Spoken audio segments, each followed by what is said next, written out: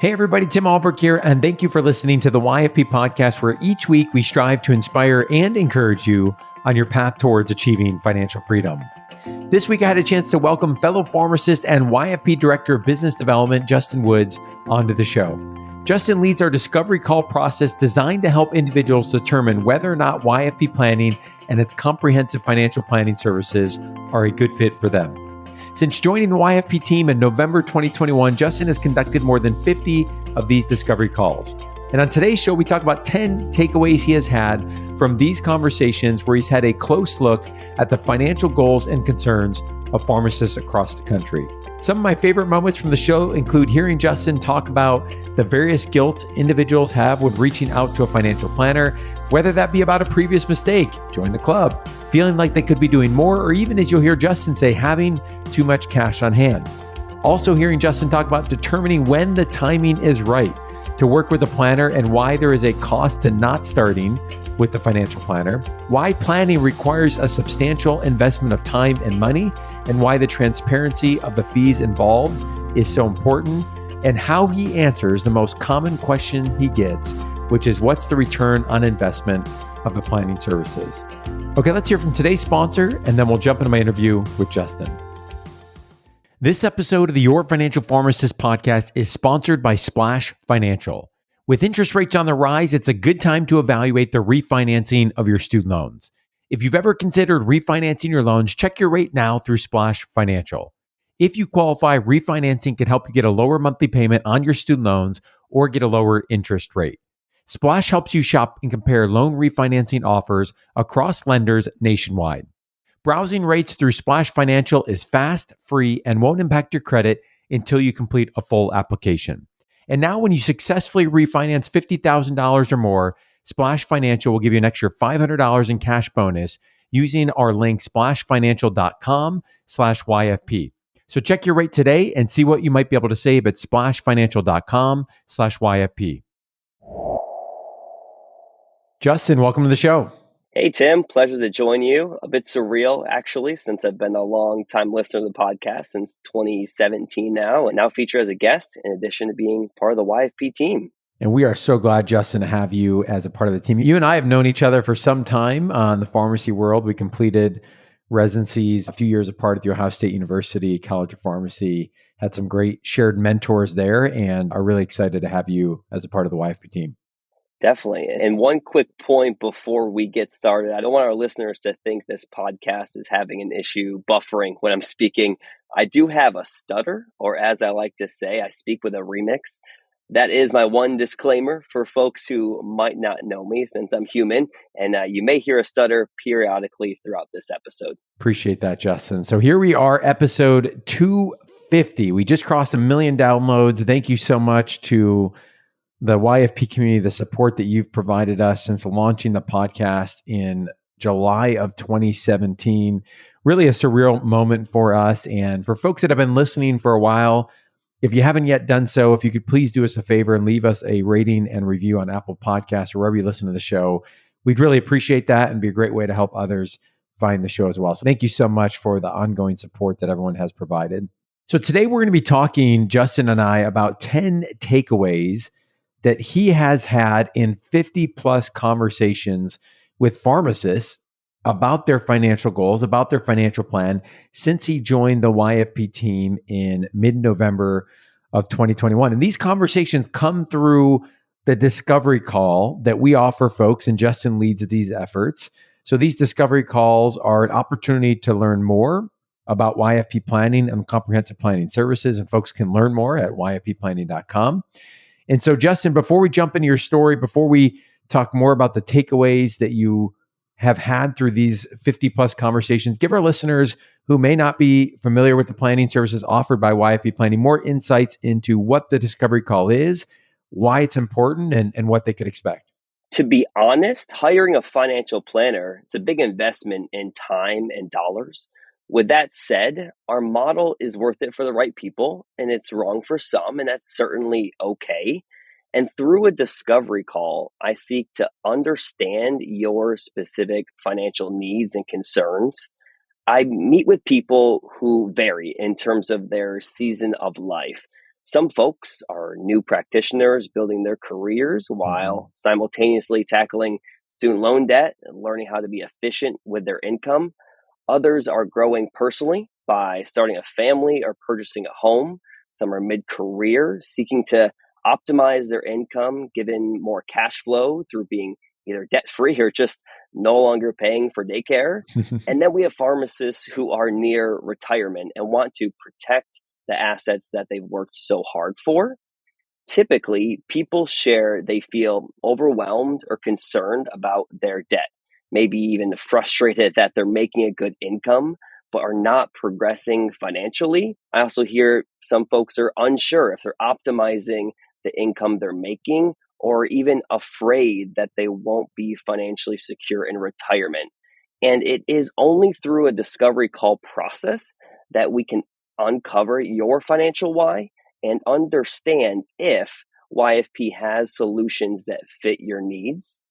In terms of what to expect, when you take that initial step to book a discovery call, you first book the call through our scheduling application that shows you my availability to help find the best time that works with your schedule.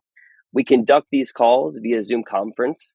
In fact, when you become a YFP planning client, you work in a virtual space with your lead planner as well.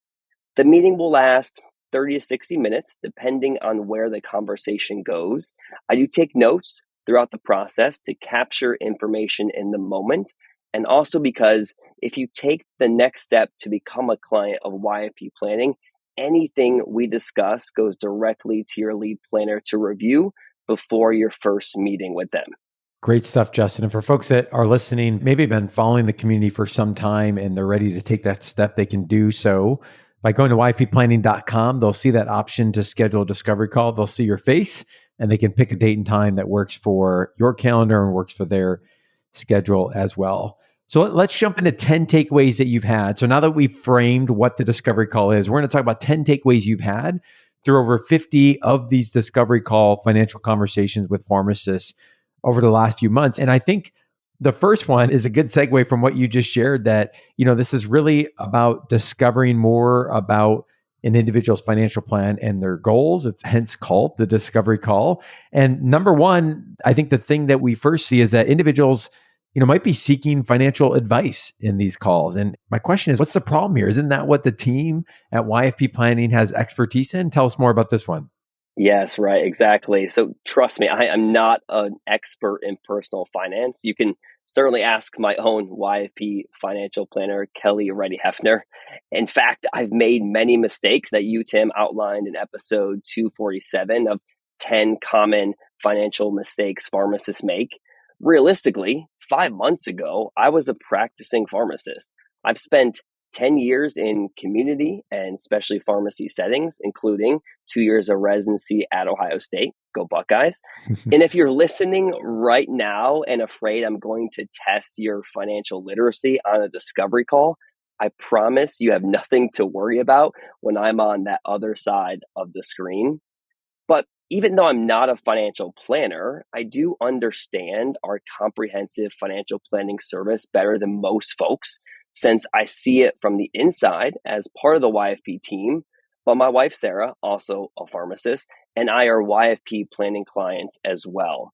And for a bit of background about the industry, a survey of financial advisors showed that advisors spend 15 to 20% of their time on business development activities, as in meeting with prospective clients. And in our model, our financial planners focus solely on financial planning, and I lead those discovery calls. That's a great call, Justin. I don't think that's something we've talked about before on the show, that, the model we've chosen is to really let the planners be really good lead planners so they can focus on the needs and the issues that the client is bringing forth.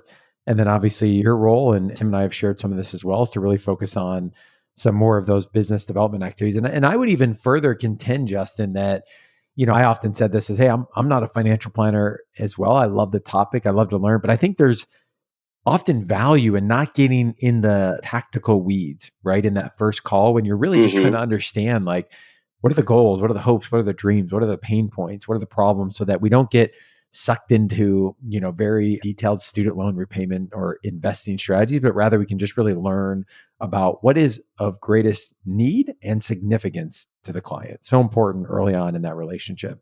Number two, Justin, I often felt like, I still joke with folks is that I feel like sometimes when I do a talk or people come and talk to me, it's almost like financial confession, sometimes. And number two is I think that folks may feel like, hey, I'm coming with some guilt about the financial situation. So this one, resonates with me. I felt a lot of financial guilt and pressure early on in my journey. Tell us more about what you're seeing here. Yeah, this was an element I honestly did not anticipate early on when I started taking discovery calls, particularly knowing my own financial mistakes. It has been fairly common for people to acknowledge they feel guilty or feel ashamed about sharing or admitting a piece of their financial lifestyle that they're not proud of. It could be related to a number of things, like their lack of a budget or consistently sticking to a budget, maybe the amount of student loan debt they have, not being able to clearly define their financial goals. And more recently, many people have shared they feel guilty about having a large amount of money sitting in their checking or savings account since their expenses were minimized during the pandemic, and they just don't know what the best strategy is, but also know it's losing value sitting in a checking or savings account. And generally speaking, if you have the motivation to book a discovery call, to find time in your busy schedule to prioritize your financial wellness, you're making a big step. And that should be acknowledged. That should be celebrated. It's okay to be human. You're obviously aware that a change needs to happen on your financial path. And whether financial planning can achieve what you need is something we'll talk through together. It's similar to working with patients, right? When you have an engaged patient ready to make a change, there's certainly a greater likelihood for success. Absolutely. And then number three on our list here of common things you're hearing through these 50 plus conversations is, folks coming with questions, perhaps some concern about saving for retirement. Why is this such a common concern? Yeah. So this is the second biggest concern from potential clients is saving for retirement. They share that they feel behind for retirement, but they're not sure why they feel that way. They say, I just know I don't want to work forever, or I'm not confident I'm on the right track for retirement because I don't know what the finish line is or how to track my progress. The typical question is retirement an age? Is retirement a dollar amount? People often admit that because it is a goal that's decades away, it's hard to relate to and objectify. And honestly, that's just human psychology. The further away something is, the harder it is to relate to.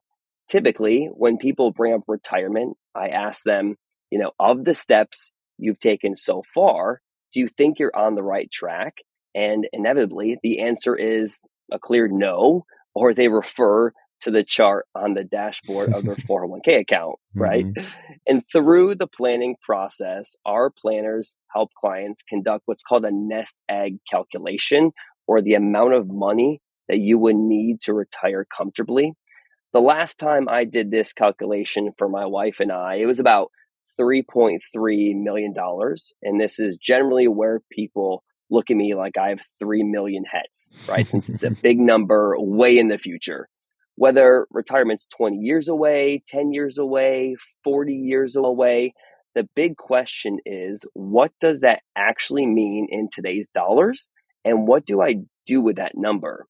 And so I think a good financial plan will really take that information, distill it down to, okay, let's discount that information back to today's numbers. What does that mean for how much we need to be saving each and every month? And then let's begin to put a plan in place based on the tools we have, like a 401k, a 403b, an IRA.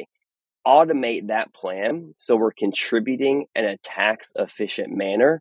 We're keeping the fees low, and we're allowing compound interest to do its magic and time value money to kind of take its course.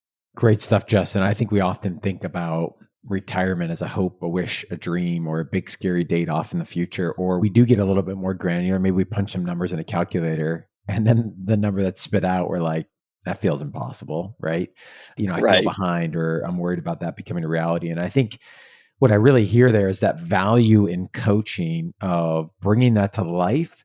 And then let's make sure we put that into numbers that mean something today. And let's also make sure we're prioritizing that along with other goals that we're working on with the financial plan. That's great stuff. Number 4, the prevalence of questions and interest that you're seeing in real estate, both purchase of a primary home as well as in investment properties. And I think I will say this doesn't surprise me, right? We've seen a lot of growing interest in real estate investing. Part of the reason we launched the real estate investing podcast.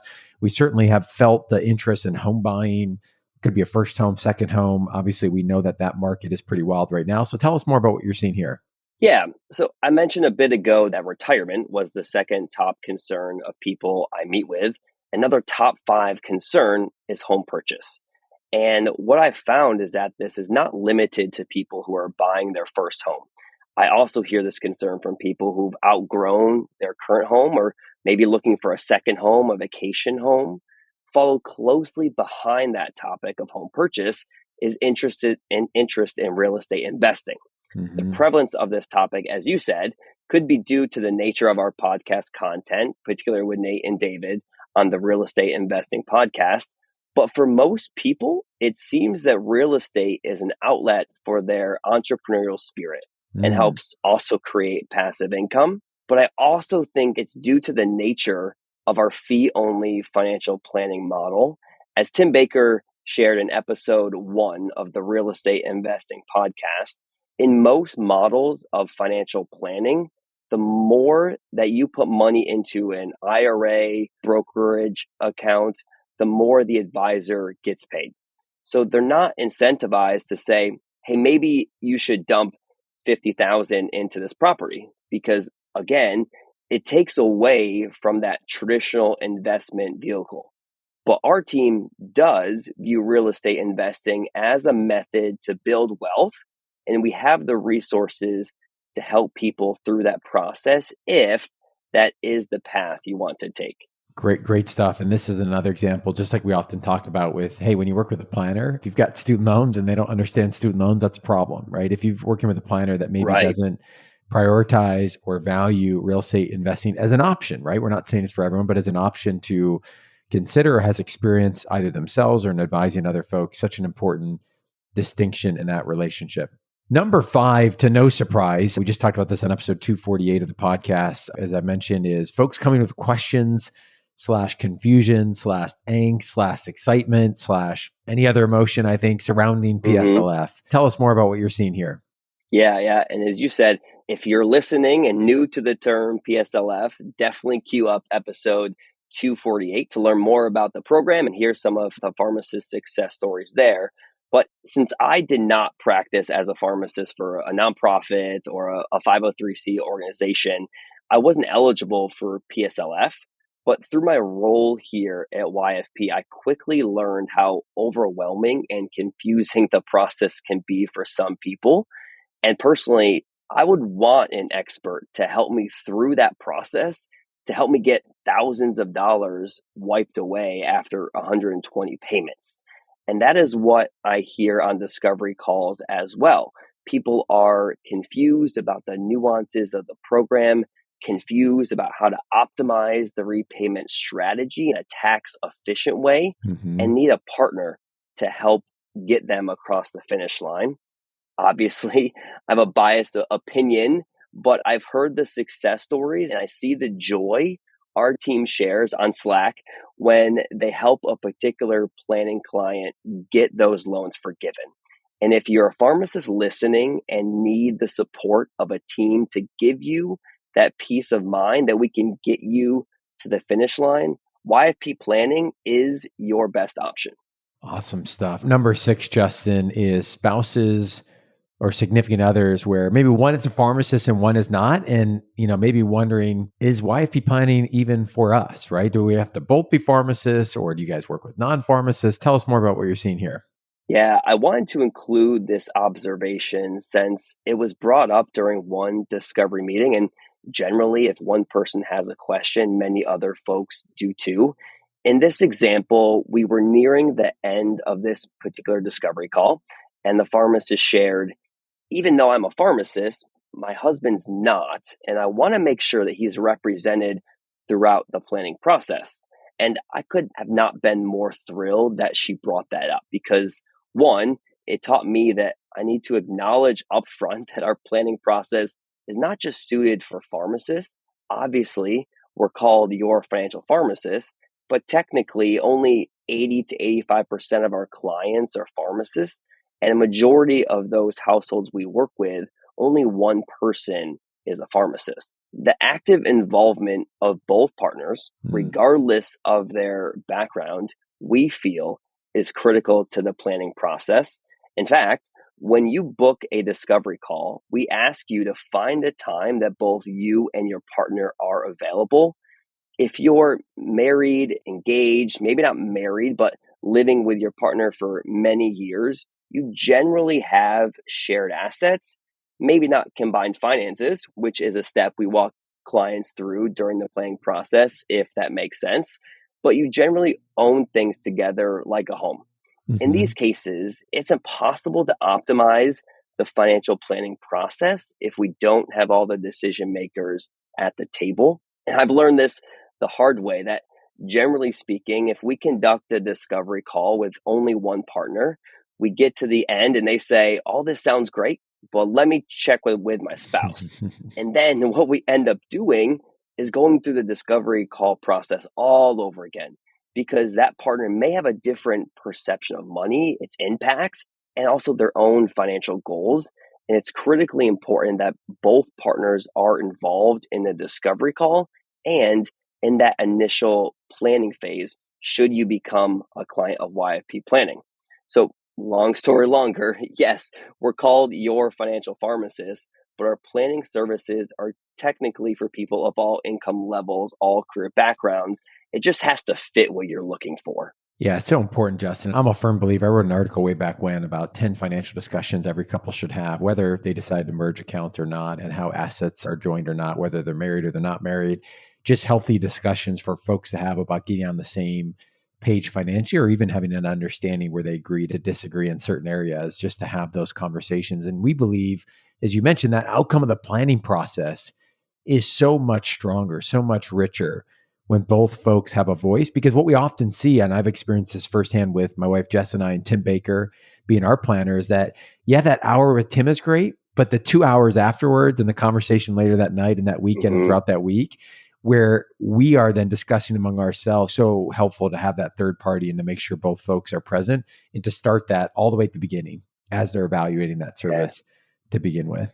Number 7, Justin, you shared with me, kind of this chicken and the egg of timing of when to work with a planner, meaning that, hey, Justin, I've got a lot going on and, the need is there for help, but also just wondering of like, maybe I should just wait until a certain point, right? Maybe I'm in a busy phase of life and I should just wait until we get through things in the next 6 or 12 years.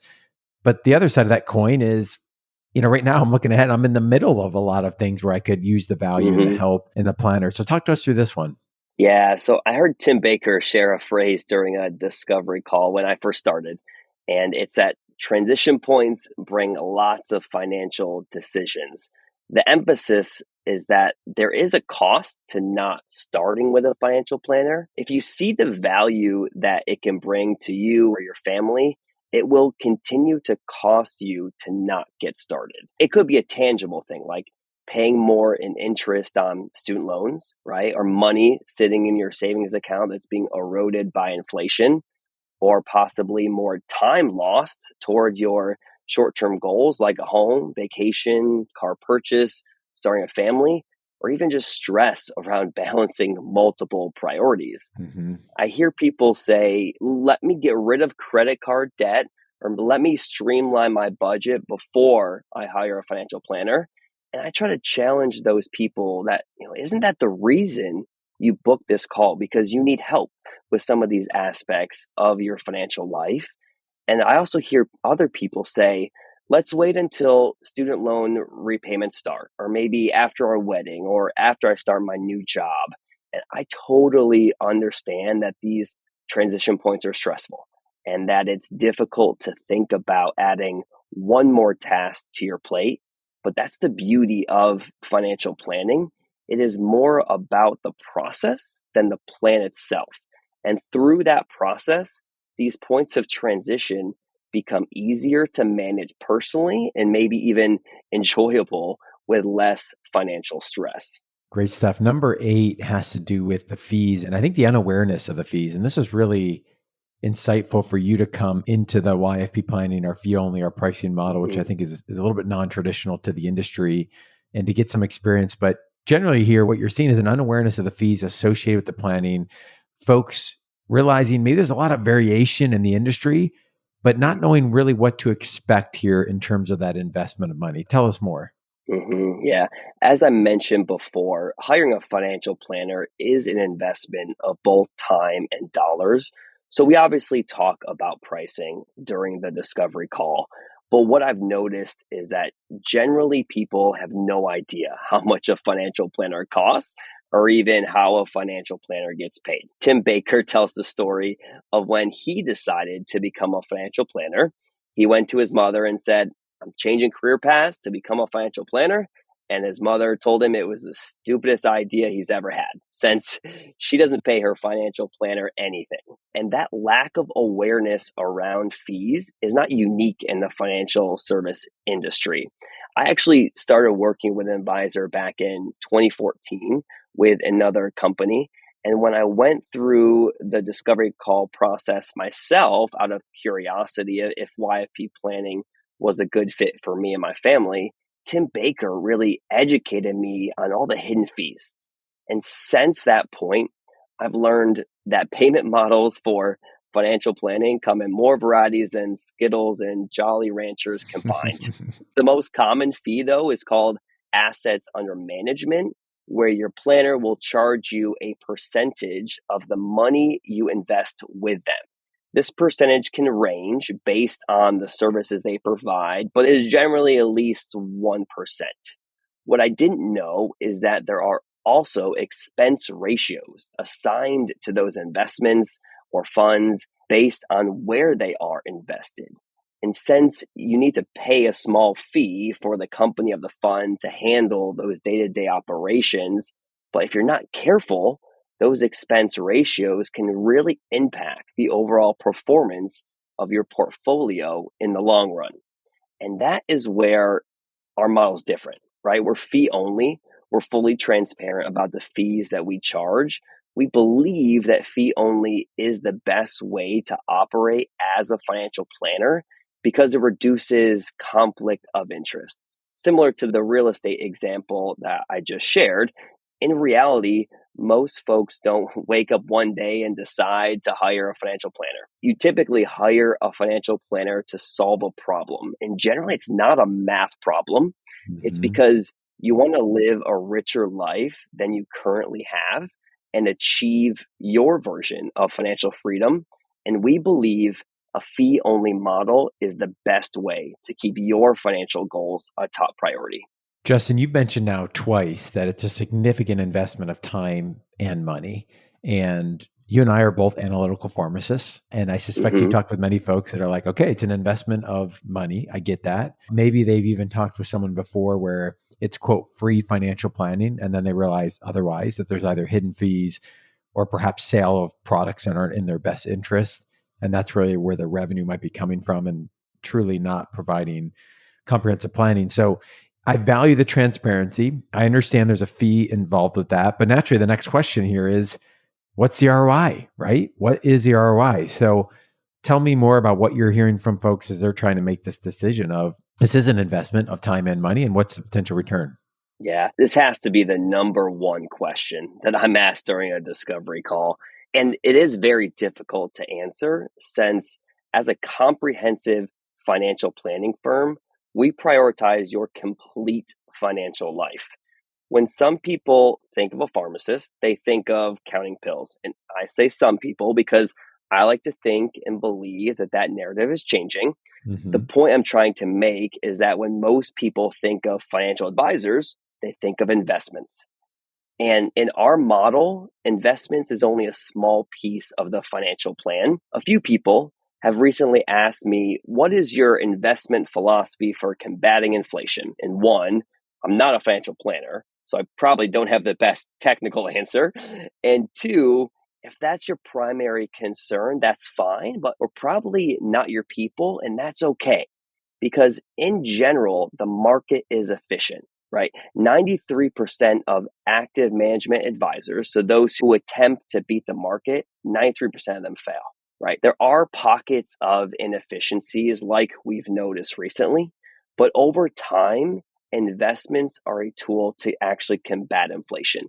And with proper allocation, keeping expenses in your investment accounts low, your investments will grow with the market. Yeah, great stuff. One of the things Tim always says, which I wholeheartedly agree with, is investments, as you mentioned, it's one part of the plan among many others. It's an important part, but it's one part of the plan. And traditional planning, in part because of how the industry was born and how fees are assessed, often, that maybe with some insurance might be the bulk of the plan. And there might be things like, hey, those student loans will just take care of themselves. Or, that home buying thing, like, nah, not so much us. Or, investing in real estate, not so much. And I think when you look at really good comprehensive planning, which I'm biased of the work that, Robert and Kelly's team does, and under Tim's leadership with YFP Planning, really good comprehensive planning will, again, get us out of the silo and be really looking at, how do we make sure we're taking care of our future self? We need to be thinking about that. How do we also make sure we're living a rich life along the way?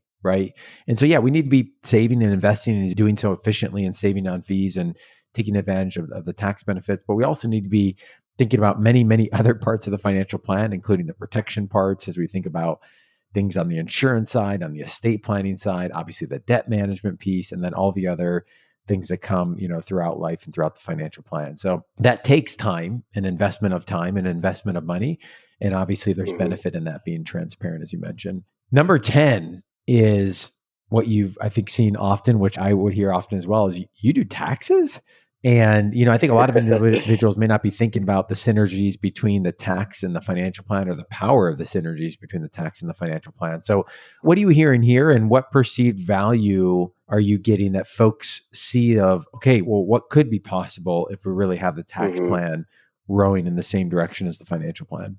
Yeah, as you said, the synergies between taxes and the financial plan, that's something that I'm still personally learning about, since I too did not understand that for a long time, how interconnected they are. And this time of year, a lot of people share with me how their tax returns went. I hear from people who owe quite a bit of money, and then excitement from other people expecting a big refund.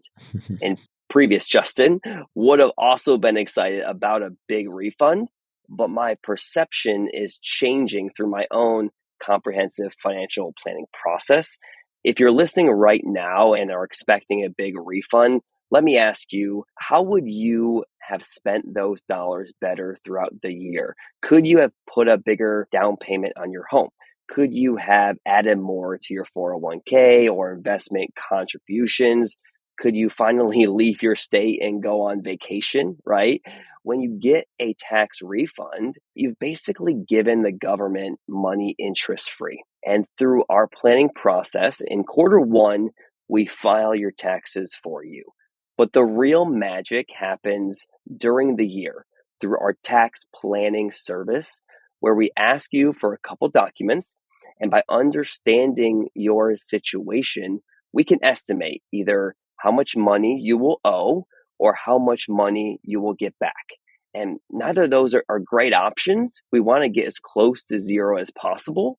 So we outline strategies that we can proactively put in place during the remainder of that year to, again, get that number as close to zero as possible, because that shows us that we're being as efficient with our income as we possibly can.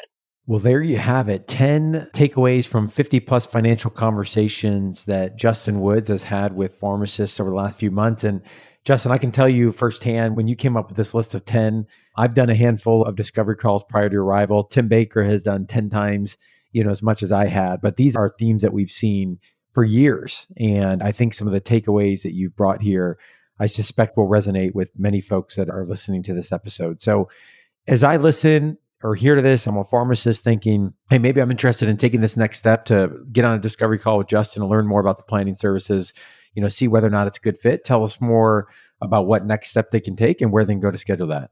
Yeah, thanks for having me, Tim. And I hope that by sharing these observations of mine, it will encourage or maybe even motivate more people listening to consider a discovery call, and we can work together to really understand if it's a good fit for you specifically. Great stuff. And again, folks can go to yfpplanning.com. You can see an option there to schedule a call, and that will allow you to get some time on Justin's calendar. Justin, thank you so much. Really appreciate it. Thanks, Tim. Before we wrap up today's episode of the Your Financial Pharmacist podcast, I want to again thank our sponsor, Splash Financial. If you've ever considered refinancing your loans, check your rate now through Splash Financial. If you qualify, refinancing can help get you a lower monthly payment on your student loans or get a lower interest rate. Splash helps you shop and compare loan refinancing offers across lenders nationwide. Browsing rates through Splash Financial is fast, free, and won't impact your credit until you complete a full application. And now when you successfully refinance $50,000 or more, Splash Financial will give you an extra $500 in cash bonus using our link splashfinancial.com/YFP. So check your rate today and see what you might be able to save at splashfinancial.com/YFP. As we conclude this week's podcast, an important reminder that the content on this show is provided to you for informational purposes only and is not intended to provide and should not be relied on for investment or any other advice. Information in the podcast and corresponding materials should not be construed as a solicitation or offer to buy or sell any investment or related financial products. We urge listeners to consult with a financial advisor with respect to any investment. Furthermore, the information contained in our archived newsletters, blog posts, and podcasts is not updated and may not be accurate at the time you listen to it on the podcast. Opinions and analyses expressed herein are solely those of your financial pharmacist unless otherwise noted, and constitute judgments as of the dates published. Such information may contain forward-looking statements which are not intended to be guarantees of future events. Actual results could differ materially from those anticipated in the forward-looking statements. For more information, please visit yourfinancialpharmacist.com/disclaimer. Thank you again for your support of the Your Financial Pharmacist podcast. Have a great rest of your week.